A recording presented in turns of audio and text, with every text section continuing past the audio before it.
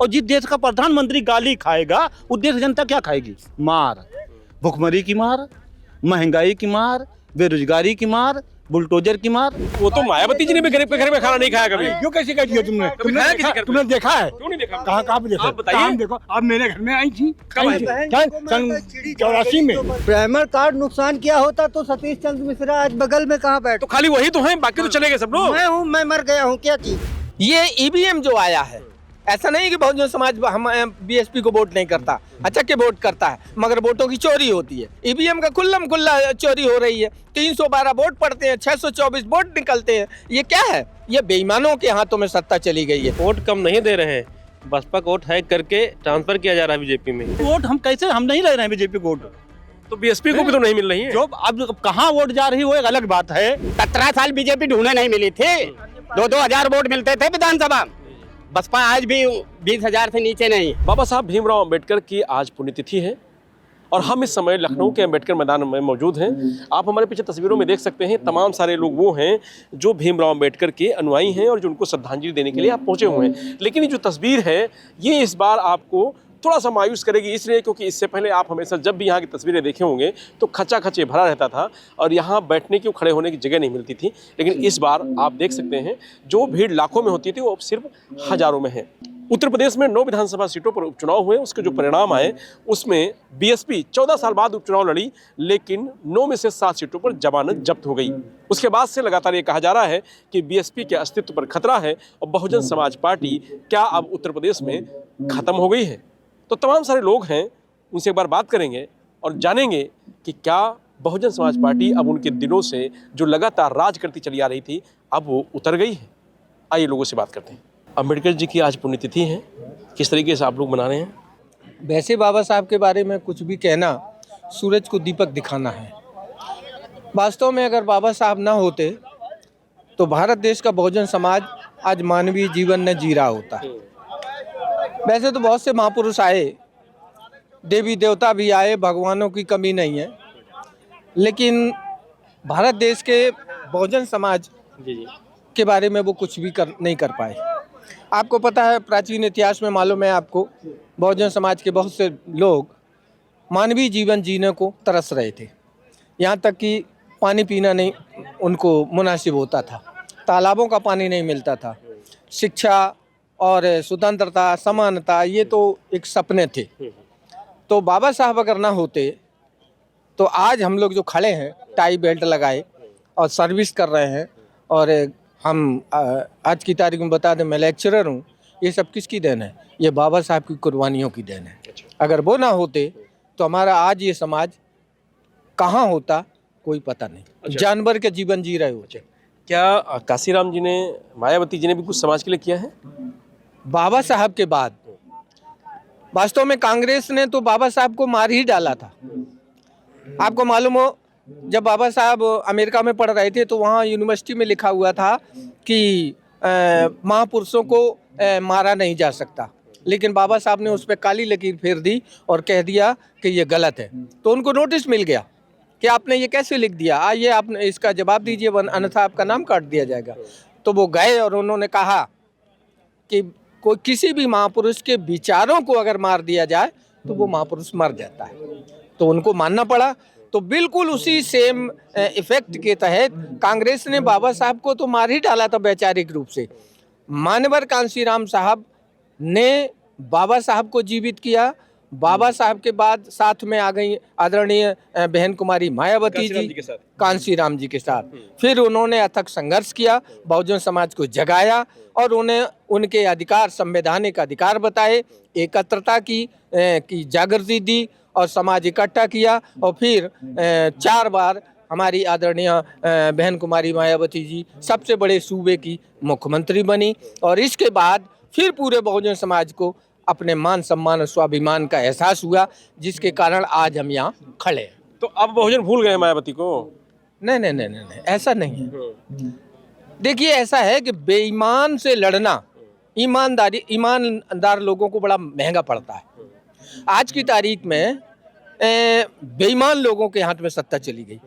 चालाक लोगों के हाथ में सत्ता चली गई, धोखेबाज लोगों के हाथ में सत्ता चली गई, जिन्होंने झूठा इतिहास लिख रखा था, हमारी भोली भाली जनता को भ्रमित कर दिया। तो बहुजन क्यों इस बात को भूल गया कि जब काशीराम ने, मायावती ने, अंबेडकर जी ने उसके साथ यहाँ तक किया है, जो आज वो जिंदा है, आज वो खड़े हैं अपने पैरों पे, आज अपनी बात रख सकते हैं, तो फिर क्यों भूल गया मायावती को? आज एक एक वोट के लिए तरसना पड़ रहा है उनको। ये आप भ्रमित कर रहे हैं। मैं भ्रमित कर रहा हूँ। वास्तव में जो इस देश की मेन स्ट्रीम मीडिया है, जब भारत का इतिहास बर्बादी का लिखा जाएगा तो मीडिया का पहला स्थान लिखा जाएगा। मैं कह रहा हूँ, मैं मुझे पहले पूरी बात कहने दो।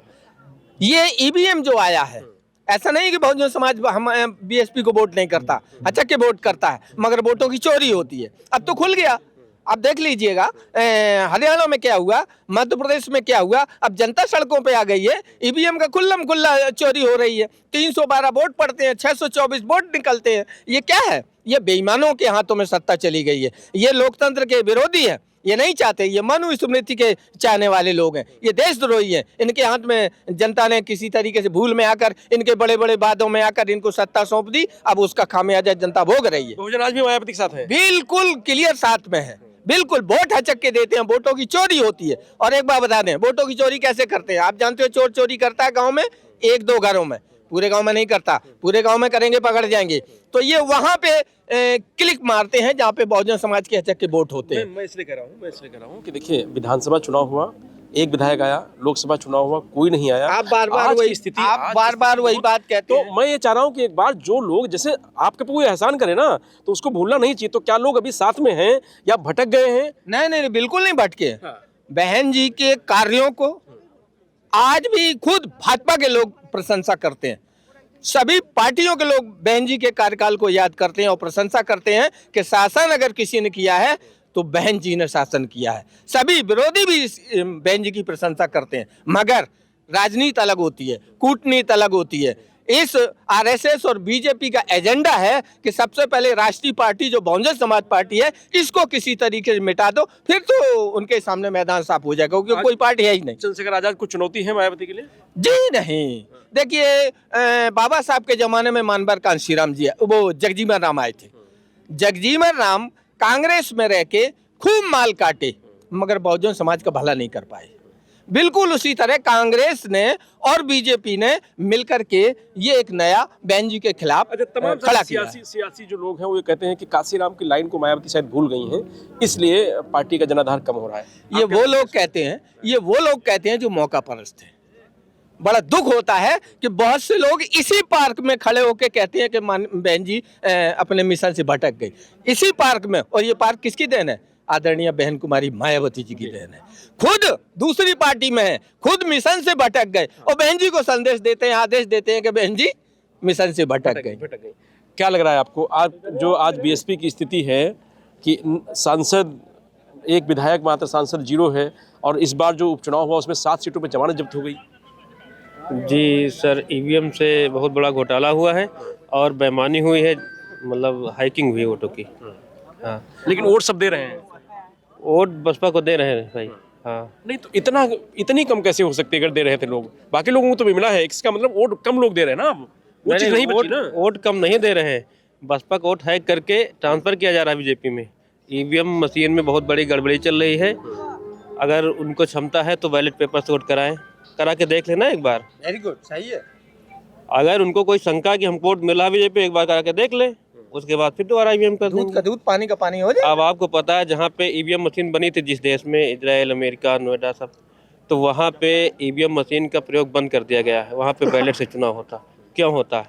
क्योंकि हमसे ज़्यादा टेक्नोलॉजी में आगे, विकास में आगे, सुपर पावर अमेरिका भी बंद कर दिया है ईवीएम का प्रयोग, वो भी कर रहा है इससे, बैलेट पेपर से। बहुजन है बसपा के साथ पूरी तरह से। बहुजन देख लो, पार्क देख लो, पूरा भरा है। अरे भाई, अच्छा पार्क आप समझिए, पार्क की बात मैं करता हूँ। इसी पार्क में मैं हमेशा आता हूँ, हर साल आता हूँ, लेकिन पहले की रौनक में अब की रौनक में फर्क है। आपको दिख रहा नहीं दिख रहा? आप बताइए, सच्चाई बताइए। ये आप देखिए, सच बोलने में कोई बुराई नहीं है। जब सत्ता होती थी तो साधन मिलते थे, साधन मिलने से हमारी जनता और आ जाती थी। अब सत्ता तो है नहीं, साधन तो है नहीं, तो वे बेचारे जो अपना किराया लगा सकते हैं, गरीब समाज के लोग हैं, वो नहीं आ पाते हैं। तो ये फर्क है, इतना फर्क है। चलिए और लोगों से बात करते हैं।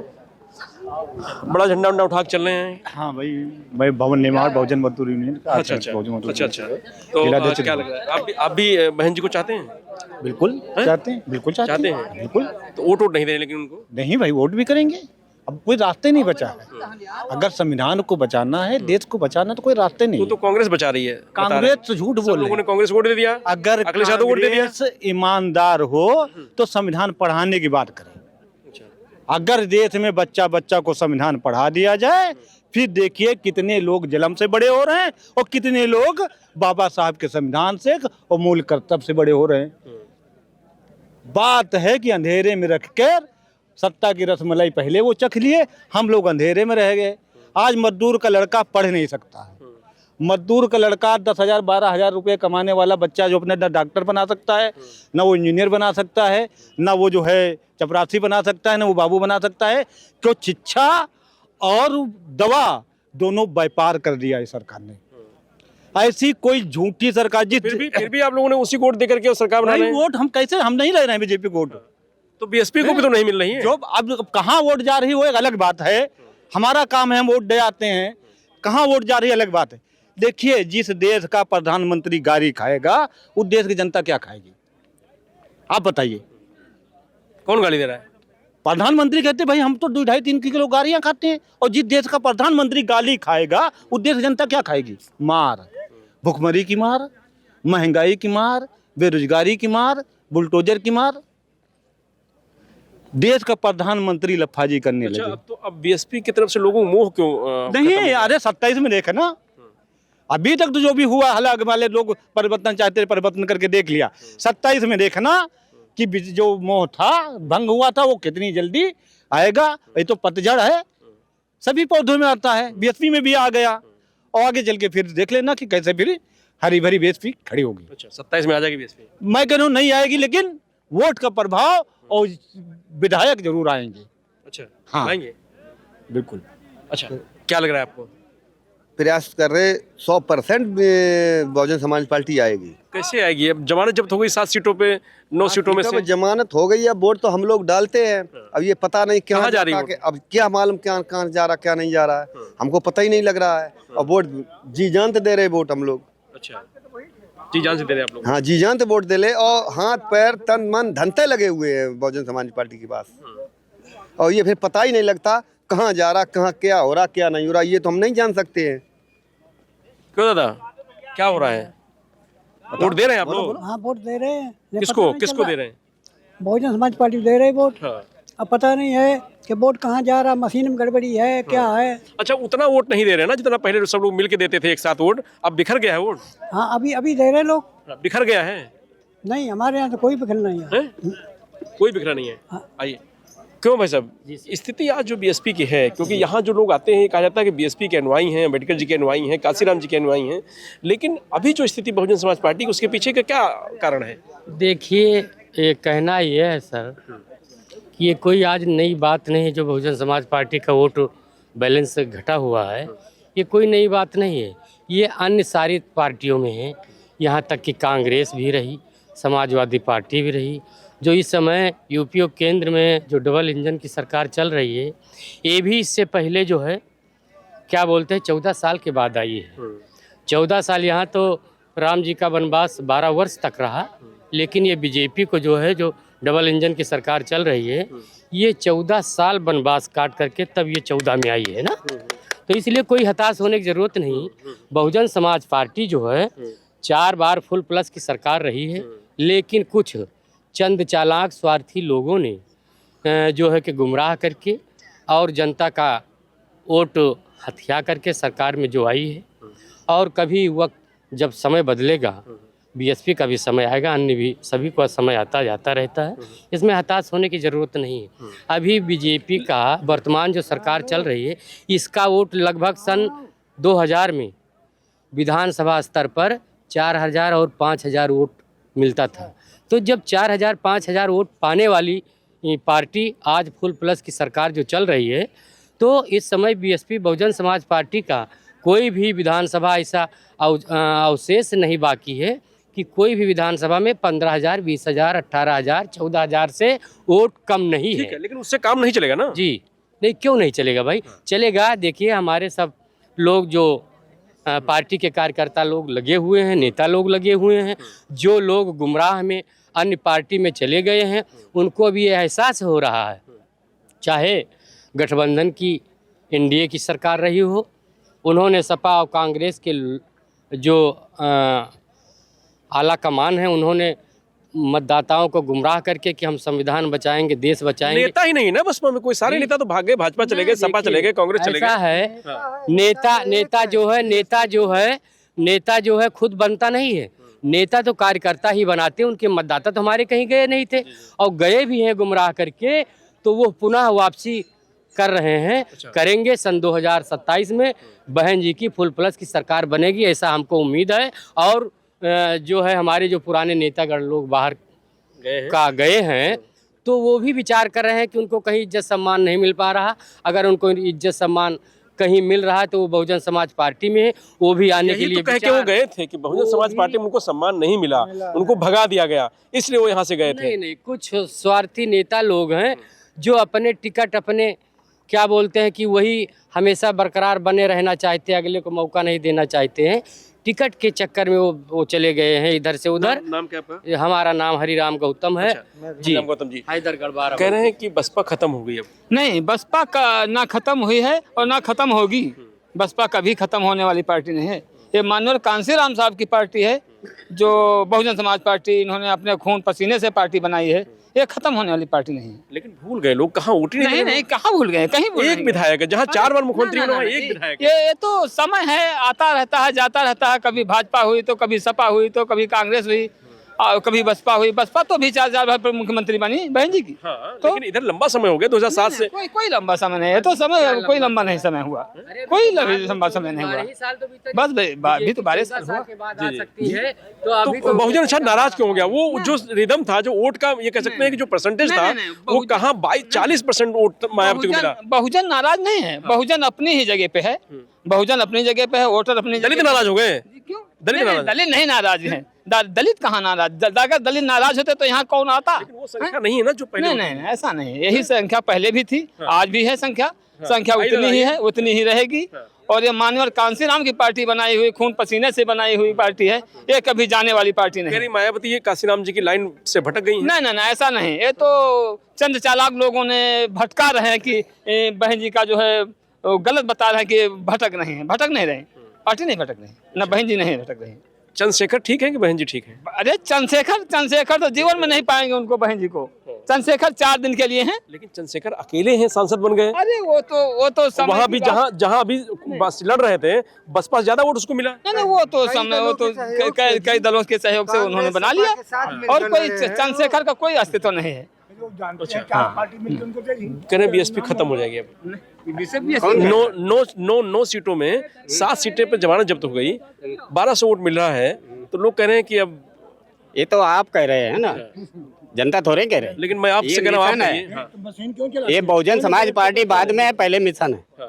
मिशन कभी खत्म नहीं होता। भूल गए लोग क्या? अरे जिसके 9% वोट आज भी, उसको आप खत्म कर रहे हैं। जिसके 1% उसका सांसद तो बन जाता है। सरकारें तो आती जाती हैं और आए जाएंगे, लेकिन ये कभी नहीं मरने वाला। और ना बसपा कभी खत्म थी, ना है, ना होगी। कह रहे कि कांसीराम जी की लाइन को मायावती भूल गई हैं। अरे बहन जी, अगर कोई नेता है मनवर साहब की, तो वो बहन जी, मान्या बहन जी हैं, जो उनके मूवमेंट को आगे बढ़ा रही हैं और उनके पद चिन्हों पर चल रही हैं। तो क्यों बहुजन क्यों नाराज हो गया बसपा? कहाँ नाराज हो गया? अरे 9.5% 40% की बात करिए। तो इसके पहले अन्य पार्टियां देखो ना, उसमें कैसा था। 17 साल बीजेपी ढूंढे नहीं मिली थी, 2-2 हजार वोट मिलते थे विधानसभा। बसपा आज भी 20,000 से नीचे नहीं है। लेकिन 1200 भी तो अरे मिला है। ये उपचुनाव यार, उपचुनाव आप जानते हैं गवर्नमेंट का होता है। कभी बसपा लड़ी, पहली बार लड़ी, उपचुनाव तो गवर्नमेंट का होता है। जिसकी गवर्नमेंट होती है, सत्ता होती है, सत्ता पक्ष का होता है चुनाव। 27 में क्या होगा? सत्ता पक्ष का चुनाव। 27 में क्या होगा? 27 में बहन जी आ रही हैं। आ रही ना? हाँ, आ रहे हैं और मजबूत आ रहे हैं। 27 की पूरी तैयारी है और बहुत मजबूत तरीके से बसपा पुनः आ रही है, वापसी कर रही है। वापसी कर रही है। क्या लग रहा है आपको? कह रहे हैं कि लोग अब बीएसपी के जनाधार धीरे धीरे खत्म हो रहा है, तो क्या पार्टी खत्म हो जाएगी? नहीं, पार्टी को जो लोग खत्म करने के बाद वो खुद खत्म हो चुके हैं। पहली बात, हम सभी लोग वर्कर हूँ, इस अभी आप नेता कह रहे थे, नेता केवल परमादरणीय बहन कुमारी मायावती जी इस पार्टी में। ये नेता नहीं है, ये स्वार्थी लोग हैं जो अपने स्वार्थ में यहाँ भी जिन लोगों को बहन जी ने उठाया, सम्मान दिया, सब कुछ किया, मालो माल हो गए। आज वही जो है आस्तीन के सांप दूसरे दलों में जाकर के वो भाजपा को कोई गुणगान कर रहा और यहाँ थे जो कह रहे यहाँ सम्मान नहीं मिला था ना, इसलिए चले गए, वहाँ सम्मान मिल रहा है। 27, 20 से 32 सीटें बहन जी केवल उनके नीचे जो थे वर्कर उनके कहने से दिया है। आज वो खुद समाप्त हो चुकी हैं। बताइए। अपने यहाँ मोहनलालगंज विधानसभा की आइए इधर आइए, बताइए, आइए इधर आइए। हाँ, मोहनलालगंज विधानसभा की बात बता रहा हूँ। जो अभी चंद्रशेखर जहाँ मोहनलालगंज विधानसभा है उससे लड़े थे, और एक जने लड़े थे, वो घुस गए जाके उसमें चंद्रशेखर की पार्टी में। अभी मायावती ने इनको बिन पैसे का टिकट दिया, उसकी पार्टी में गए, पैसे भी लिए होंगे, दिए होंगे। वो अभी छोटी पार्टी है, वो बढ़ाने के लिए उसको पैसे भी देंगे अपने को बढ़ाने के लिए, और ये पार्टी छोड़ के उसमें घुस गए अब लोग। लेकिन यहाँ पहले पैसे से टिकट लोग लेने आते थे, अब तो बिना पैसे के भी टिकट लेने नहीं आ रहे, ऐसी स्थिति हो गई बसपा में। अरे मिलता कि नहीं टिकट, बिन पैसे का मिलता है, बता तो नहीं आपको। आप कौन कह रहे हैं?